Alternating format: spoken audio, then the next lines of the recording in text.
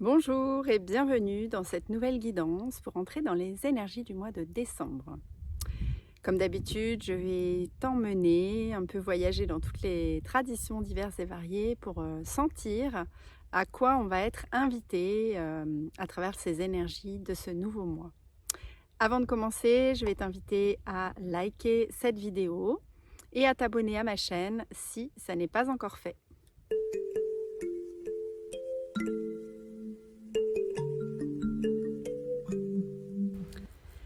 Alors ce mois-ci est un mois que j'ai appelé de la glorification sacrée.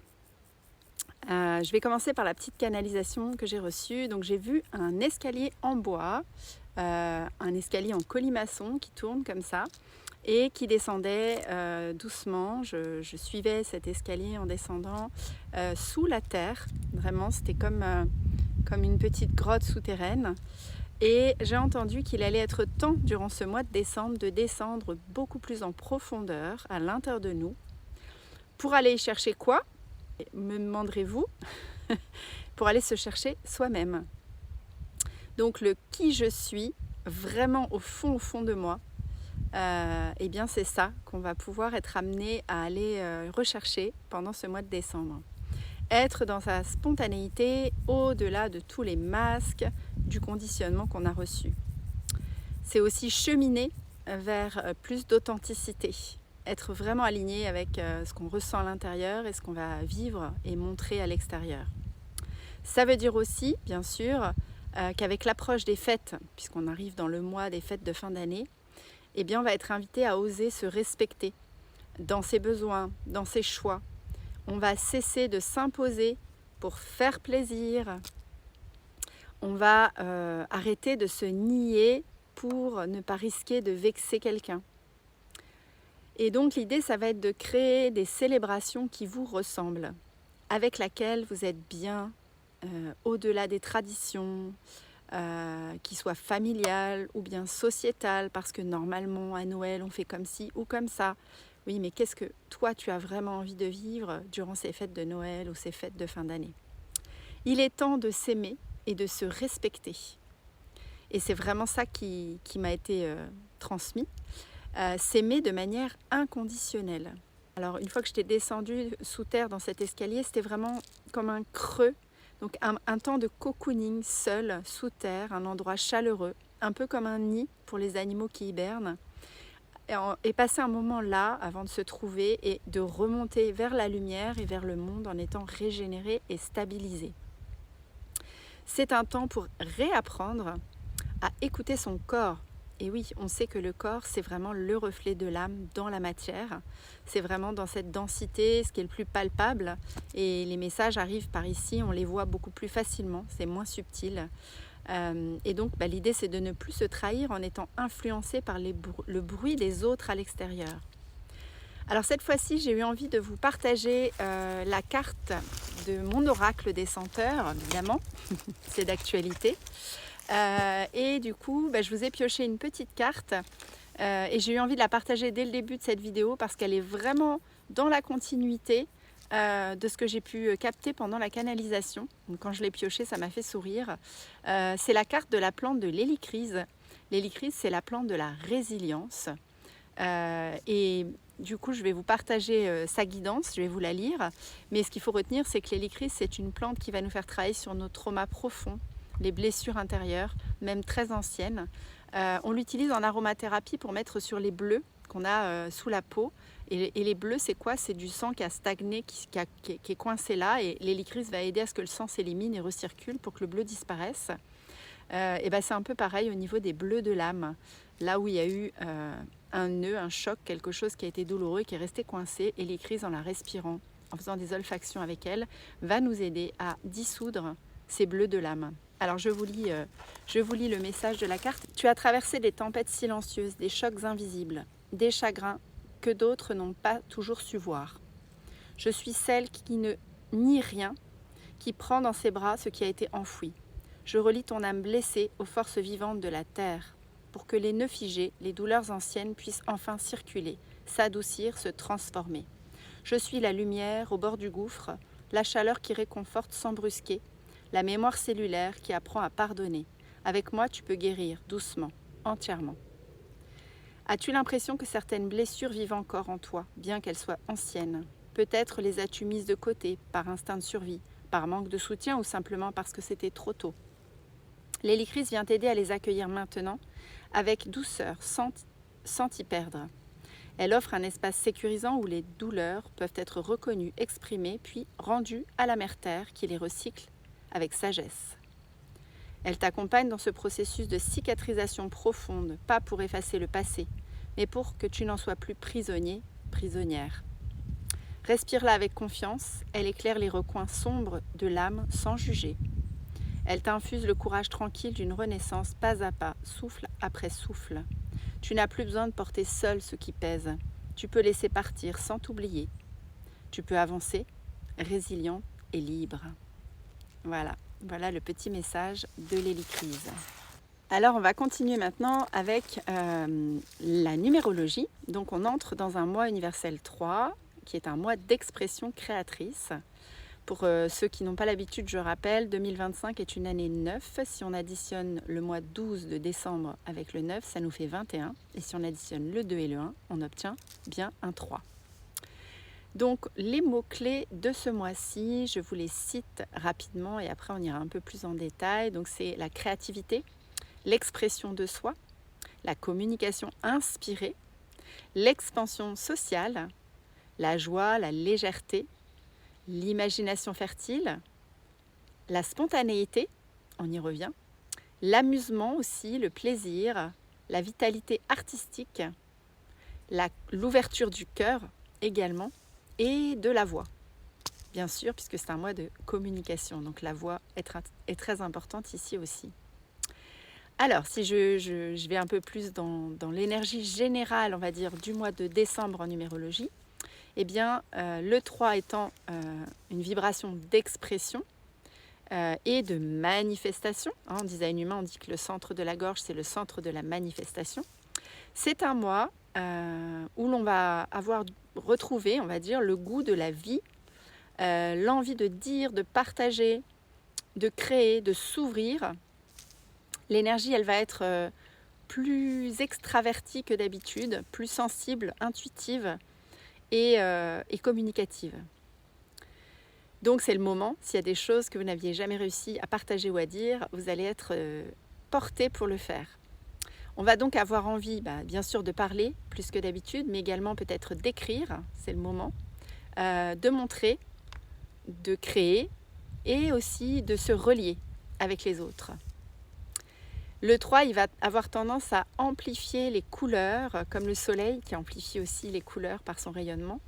Il va enrichir les liens, il va réveiller la dimension artistique chez chacun de nous. Donc c'est pareil, si vous avez envie de créer des petits cadeaux pour Noël, des trucs faits maison, et c'est le moment, vous allez être inspiré ce mois-ci. Il va également nous offrir des opportunités spirituelles, ce 3. Et donc les opportunités qu'on va avoir, ça va être de trouver sa manière, par exemple, très singulière de s'exprimer. On n'est pas obligé de s'exprimer tous de la même manière. Donc là, ça va être trouver la sienne. Ça va nous permettre aussi de laisser notre créativité redevenir un canal de guérison. Alors ça peut être en créant des rituels originaux, mais ça peut être en faisant de l'art-thérapie, voilà, tout ce qui est créativité.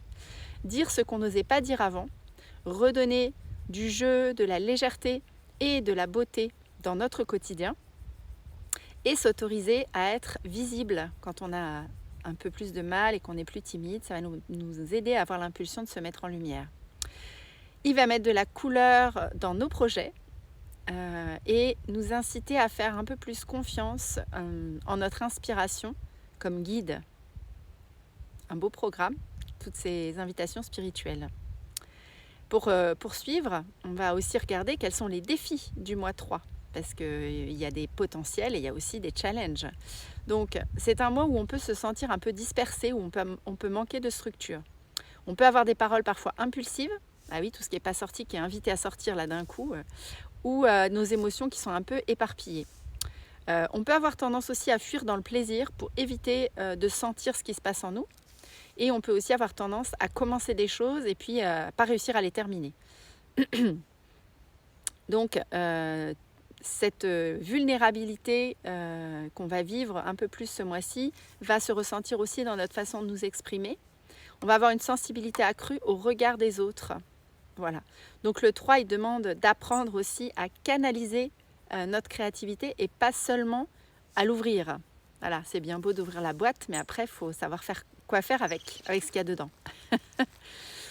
Alors, si on va maintenant regarder un petit peu au niveau de la fréquence émotionnelle que nous amène cette énergie du 3, eh bien, c'est une vibration qui va être très solaire, joueuse, vivante, mais qui peut cacher derrière une certaine fragilité. On peut se sentir facilement susceptible, blessé par la parole des autres, blessé parce qu'on n'a pas l'impression d'avoir été reçu ou d'avoir été compris ou valorisé dans ce qu'on a partagé. Le 3, il va nous apprendre à nous exprimer sans chercher l'approbation des autres. J'ai quelque chose à dire, je le dis, ça me soulage, ça m'a fait du bien. Si ce n'est pas reçu comme j'aurais eu envie de l'autre côté, au moins c'est sorti, ça a été exprimé.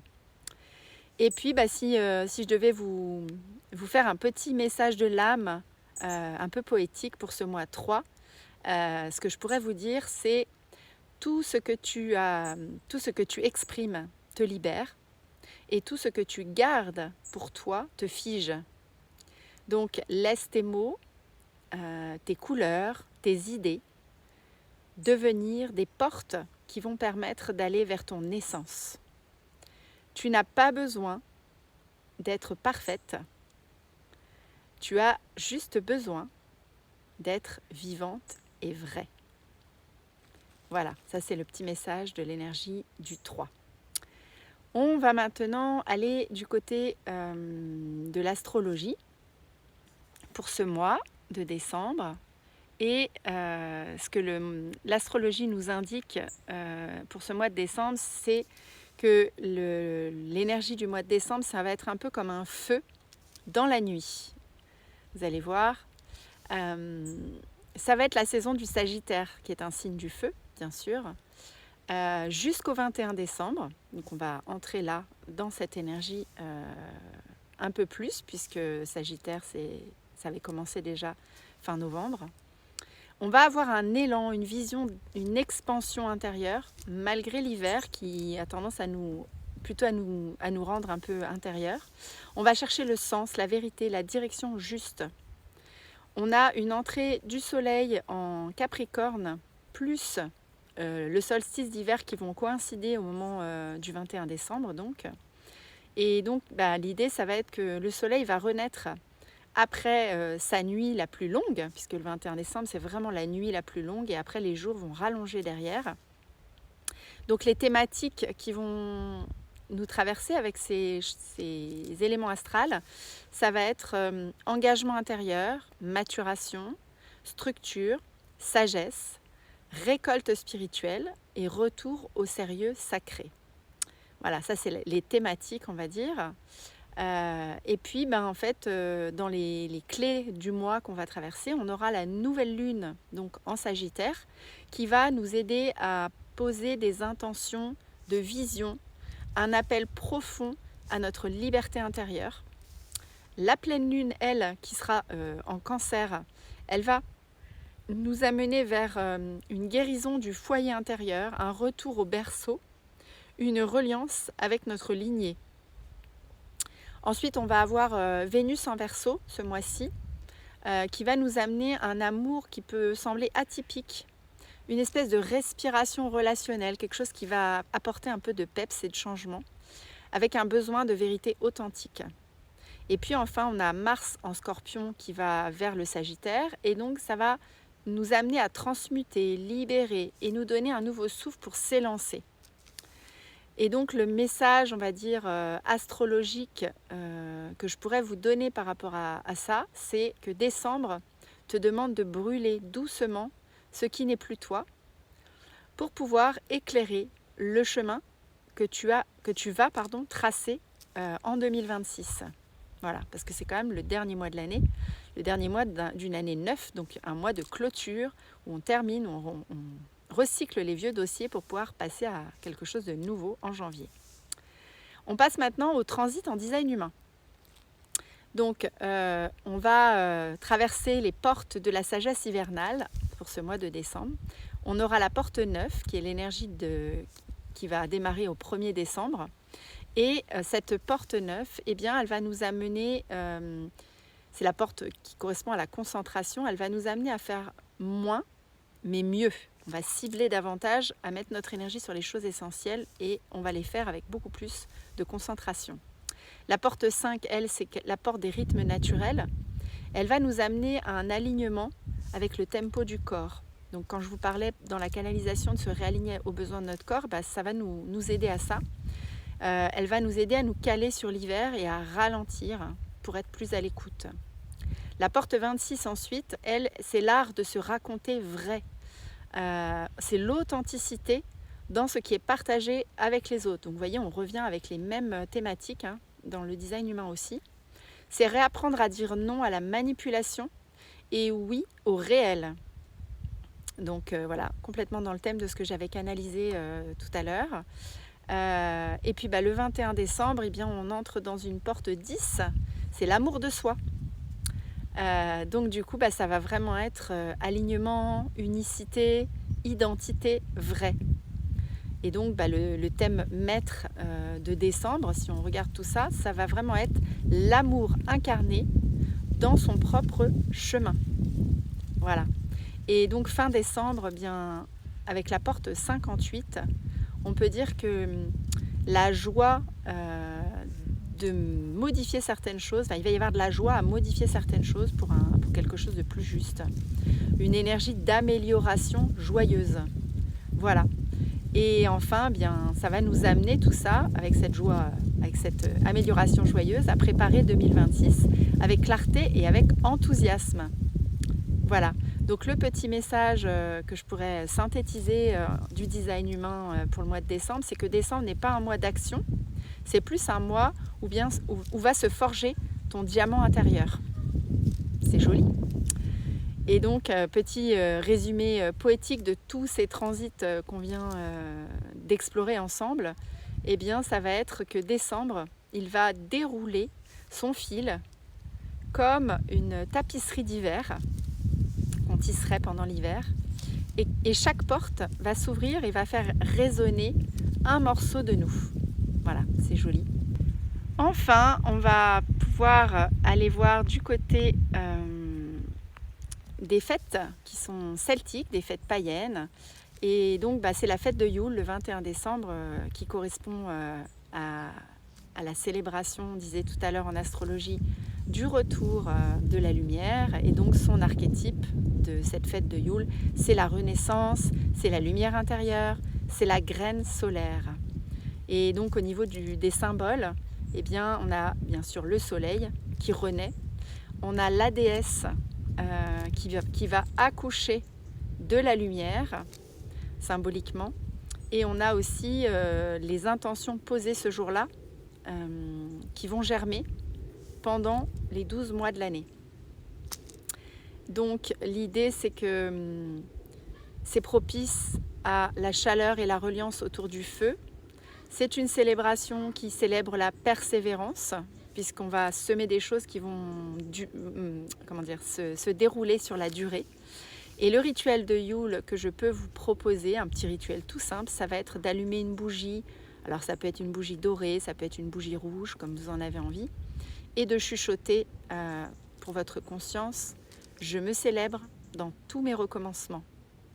Ensuite, vous allez placer sous la bougie un petit papier avec ce que je veux glorifier en moi pour l'année et ce pourquoi j'ai envie de me rendre gratitude aussi pour l'année qui vient de s'écouler. Et vous laissez ce petit papier sous la bougie, puis quand vous sentirez que c'est le bon moment, eh bien vous pourrez le brûler pour que ça monte dans l'éther. On arrive du côté des mères amérindiennes, la 12e mère du cycle, c'est celle qui glorifie. Donc celle qui glorifie, eh bien, ses thèmes, bien sûr, c'est la gratitude sacrée, la reconnaissance et aussi la célébration de la beauté et de la valeur ou de vos valeurs. Donc cette mère, ses enseignements principaux, ce qui ressort du conte de cette mère, c'est d'honorer ce qu'on a accompli. Donc vraiment, en cette fin d'année, regardez tout ce que vous avez accompli durant cette année. Reconnaître la beauté des autres sans se diminuer soi-même. On n'est pas obligé d'être dans la comparaison. S'offrir des mots qui nous élèvent. Voir la lumière dans ce qui semble peut-être parfois terne. On peut toujours y trouver un côté lumineux. Bénir au lieu de juger. Donc quand vous avez envie de juger quelqu'un, essayez de transmuter et d'essayer de bénir cette personne. Faire grandir le vivant autour de soi. Et son message, on va dire, si elle devait s'adresser à nous et nous délivrer un message pour ce mois de décembre, eh bien elle nous dirait « Glorifie ce qui est vivant en toi. Tout ce que tu bénis grandit. » Voilà, évidemment, tout ce qu'on va regarder, sur quoi on va porter notre attention, va avoir tendance à prendre de l'ampleur, et ce qu'on va nier, ne pas regarder, voilà, ça va au contraire être oublié, ne pas être mis en valeur. Et donc, on sait que l'intention créatrice est importante. Donc, au plus on va mettre notre attention sur quelque chose et on va lui donner de l'énergie, au plus ça va grandir et ça permet de faire germer comme ça les choses qui sont importantes pour nous. Au lieu de regarder tout ce qui ne nous plaît pas, tout ce qui est négatif, et de le ressasser et de le lui donner pleine puissance. Voilà. Je crois que j'ai dit tout ce que j'avais à vous dire sur sur tous les aspects, on va dire, de décembre. Alors je vais terminer avec une petite clôture symbolique. Décembre, c'est la chambre secrète du monde, c'est ce que j'ai vu dans ma canalisation. Le lieu où l'ombre couve la lumière, où l'âme rassemble ses éclats pour pouvoir en faire un joyau. On parlait de diamant tout à l'heure. Ce mois t'invite donc à te glorifier. Il faut oser se le permettre, non pas par orgueil, mais par amour. Reconnaître ta valeur, tes pas, ton courage, c'est réveiller en toi la braise sacrée. L'hiver te murmure à l'oreille, rentre, éclaire-toi, célèbre-toi. Ta lumière revient. Alors ce mois-ci, j'avais envie de vous partager des petites idées de célébration tout au long du mois. Vous savez, d'habitude, je les réunis dans un pack, j'appelle ça les packs sacrés de chaque mois. Mais pour ce mois de décembre, j'avais envie, plutôt que de les inclure dans un pack sacré, de vous en faire profiter, d'en faire profiter tout le monde. Ça sera comme un petit cadeau de Noël à l'avance. Et donc de vous donner quelques petites clés, quelques petites pratiques que vous pouvez inclure dans votre quotidien tout au long du mois.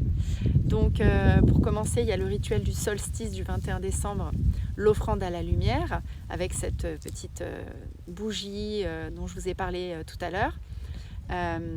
Et puis vous pouvez ajouter, en plus de ce que je vous ai dit, un mot que vous bénissez chez vous, en vous. Faire 3 respirations pour le nourrir, l'élever et le glorifier. Donc ça, c'est par rapport à la pratique de Yule. Par rapport au design humain, je vais vous inviter à honorer votre centre d'autorité. Donc si vous le connaissez, si vous savez quel est votre centre privilégié pour prendre vos décisions, eh bien de le mettre en lumière et de l'honorer tout au long du mois. Il y a un petit rituel qui est adapté à chaque type d'autorité. Qui permet justement de se glorifier dans notre manière unique de décider, c'est d'honorer ce centre de décision, le mettre à l'honneur pendant le mois de décembre.